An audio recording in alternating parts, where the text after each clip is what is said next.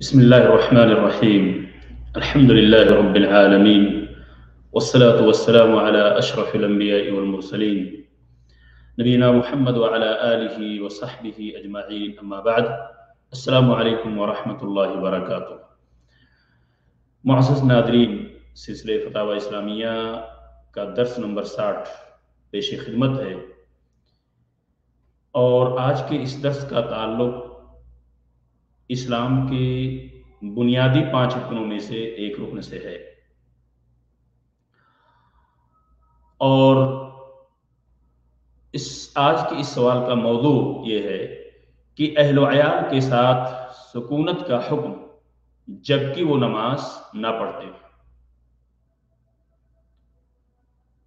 یقیناً اگر دیکھا جائے تو دور حاضر میں نماز سے غفلت برتنا، نماز کے معاملے میں لاپرواہی کرنا، نماز سے دوری اختیار کرنا، یہ ایک عام سی چیز ہو گئی ہے۔ بہت کم ایسے لوگ ملیں گے کہ فیملی کے تمام افراد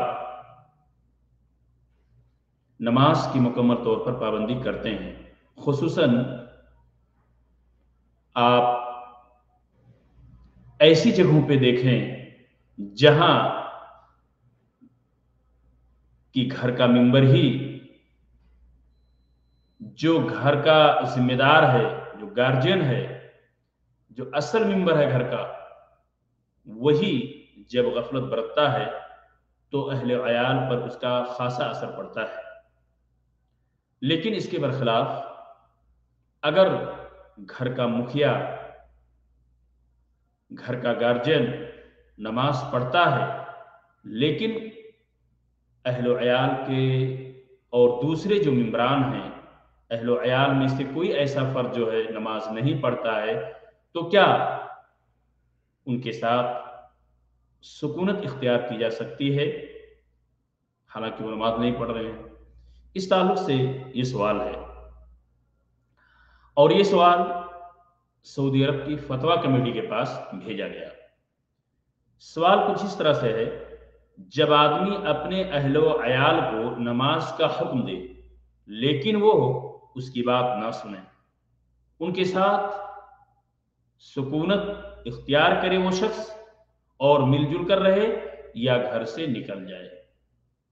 نماز کی دعوت دیتا ہے، نماز کی تلقین کرتا ہے شخص، لیکن گھر کے یہ افراد نماز سے لاپرواہی برتتے ہیں، نماز نہیں پڑھتے ہیں، تو ایسے شخص کے لیے کیا جائز ہوگا کہ وہ اپنے اہل و عیال کے ساتھ گزارے، ان کے ساتھ سکونت پذیر ہو، ان کے ساتھ برقرار رہے، یا یہ کہ وہ گھر سے نکل جائے؟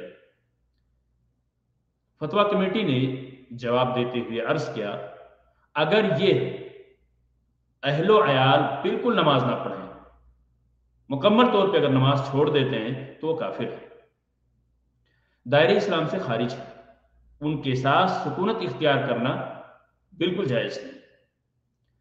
اس آدمی پر واجب ہے کہ وہ انہیں دعوت دیتا رہے، الحاح کے ساتھ مسلسل ان کے ساتھ لگا رہے اور بار بار دعوت دیتا رہے، شاید اللہ تعالیٰ انہیں ہدایت عطا فرمائے۔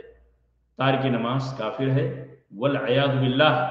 آگے فرمایا: کتاب و سنت کے دلائل، اقوال صحابہ اور صحیح نقطۂ نظر کے مطابق یہی بات درست ہے کہ تارک نماز کافر ہے۔ تو اگر کوئی یہاں تک تھا فتویٰ کمیٹی کا جواب۔